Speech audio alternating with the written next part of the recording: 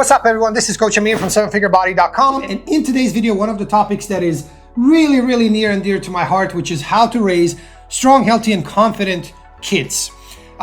Truly, when I became a parent 3.5 years ago, everything changed. Like literally, my life has been so much better. I've been happier than I've ever been. And they are just, kids are absolutely amazing. Like it is the greatest thing that can ever happen to you, at least from my opinion. And yes, sometimes, they can be, very, how would I say, demanding to say the least, but it is absolutely worth it. It is the most amazing gift that I've ever received in my entire life, is becoming a parent.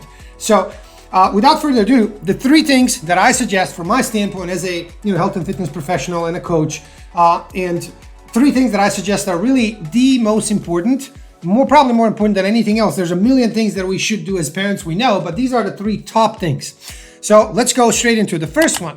You would probably think that the first one would be, okay, teach them to eat healthy and exercise and all this, which we're gonna get to that. But the first one is raise children with high self-esteem. Now, this might come as a surprise to many because like, what? High self-esteem? Guys, if you haven't already seen my video on this is literally the most important thing that you can do, is first work on your self-esteem, but then because you will then, by example, pass that on to your kids. Now, what is self-esteem in short? Well, I'm gonna link the video somewhere here so you can please go and watch that. But essentially, raising a child with a high self-esteem is probably, I would think, like 80 to 90% of what we can do as parents to do a great job as parents. And if we do everything else, but we don't do that, we probably fail as parents. Now, of course, many people who don't even know what this is will be like, well, to hell with you. No, what do you know? Okay, guys, let's think about this, okay? So first, the main thing is you can't raise a child with a higher self-esteem than what you have. Why? Because you can't give what you don't have, nor teach what you don't know. And because of that, you first have to work on your own self-esteem in order to be able to do this, to actually raise your child to have high self-esteem. Because think about it, if you have high self-esteem, so you think highly enough of yourself, and this is completely opposite of arrogance. A lot of people think, oh, he wants me to be arrogant. No, actually, arrogance is literally an attempt to make up for the lack of self-esteem. So the opposite of high self-esteem is arrogance. Arrogance literally means, by definition, low self-esteem, because you think you're better than others. And self-esteem is not about that at all. Self-esteem is about you believing that you're worthy of love, number one, and two, believing that you can absolutely handle any challenge in life that happens. Those are the two things that self-esteem comes down to. So if you raise your child to have high self-esteem, what's going to happen? Now they will take risks. They will go for it, essentially. Like all the things that in life we want, we know, we go there and get there through taking risks and doing the uncomfortable things. And your children will be much more likely to do such things if they believe in themselves. They believe that they can handle any challenges that come their way. That's literally the definition of self-esteem, one of them, right? And the other one is they believe that they're worthy of love. That's why I believe spending time with our kids, not reprimanding them for every single thing. Yeah, if the child is about to burn down the house, okay, we shouldn't allow that. But essentially, other than that, we really shouldn't be saying no, don't, because the million times the child hears no and don't, eventually they're like, okay, I guess I'm gonna be, not getting love from my parents if I do pretty much anything. So then that's how you kind of keep them close. Like they never actually go for anything. Like they're just afraid, right? And that's how, unfortunately, most of us are raised. Because remember, your parents, whatever their level of self-esteem was, the highest of that is what you got, and that theirs is probably very low. So because most people don't know about this, they just passed it on, to their children, and et cetera, et cetera. So please read Psycho-Cybernetics by Maxwell Maltz, which is about self-image, which is closely related, and then all the books about or by Nathaniel Branden on self-esteem. They're really amazing.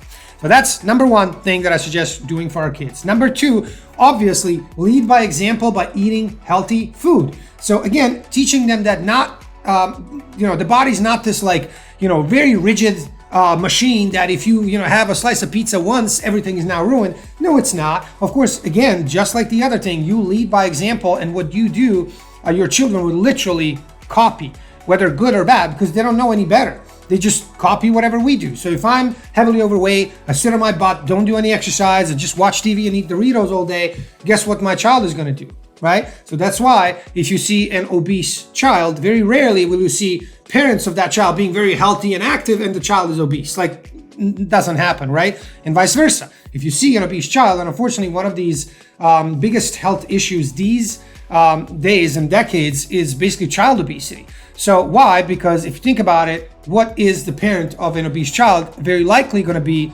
overweight and probably have an unhealthy lifestyle, right? So definitely teaching them how to eat healthy and what is good healthy food. And on the other hand, not, for example, one thing that I suggest not doing while we're at food is don't reward your kids by taking them to McDonald's. Okay, you've been good, so let me take you to McDonald's and feed you some poison food that's gonna make you, basically overweight and sick and feel horrible and look terrible. I'm gonna reward you with that, because then we basically indoctrinate our children that junk food is good or tastes good because that's what they get for as a reward. On the other hand, broccoli, like you punish them with broccoli because most children don't like to eat vegetables. Well, I'll say that my child, who's now 3.5 years old, loves vegetables. Why? Because he sees daddy eating that all the time. So he's like, yeah, I guess I don't know any better. Daddy's eating it, mommy's eating it, so I guess I should be too. So basically, lead by example. That's number 2. And number 3 is, of course, children on their own engage in exercise anyways. Be active. And again, no surprise here, you will see the pattern across all of these is you as a parent are the ultimate role model. Every single thing we do, our children simply copy. So if you are engaging in exercise, and ideally you would do this with your children, take them outside, take them outdoors. My plan, my child again is 3.5 at the moment of making this video. I plan on putting him to dozens of different sports, seeing what he actually likes, and then what he has genetic or all the other predispositions for. And when we find that, that's where I'm going to actually really support him in doing as much as or as little as he wants to do. So of course, exercise. So one thing is, two types of this. Of course, you have the lifting weights, which children shouldn't be doing too early. I made a video about this, like 15, 16 or older at least. And then cardio they can do all the time, because cardio is what they want to do anyway. They're running around, kicking the ball and chasing other kids and etc. So they're doing cardio because it's kind of more natural thing to do. They're doing that anyway from a very young age. But also steps, meaning just walking. So I like to go on very long walks with my baby boy. Maybe he's on that, scooter where he pushes himself off of it, or he's on a bike, or he's literally walking with me for 30 minutes. And yeah, he gets really tired, which is awesome. He just gets a nap and then feels, high energy again. But in all of these three, so self-esteem, teaching them healthy food and kind of flexibility in that, which means it's not like, okay, if my child never has, should never have a piece of chocolate because it's bad. No, it's not. Like, especially child, they're very active. They burn it off, no problem at all. And then 3 is basically teaching them to be active through walking, exercise, doing things that they really are probably wanting to do on their own anyway.